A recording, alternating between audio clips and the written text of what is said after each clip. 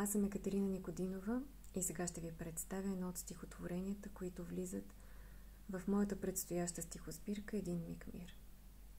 С теб. Ще избърша сълзите ти по време на дъжд и само една ще вкуся, за да почувствам солта на безкрайната душевна скръб, която дълбая безсвян нашия път. Ще те помилвам, когато през огъня газиш, на онзи потъваш нещастието светоглед, за да опитам да сложа алоев балсам на раните и да отнема от тихия гнет.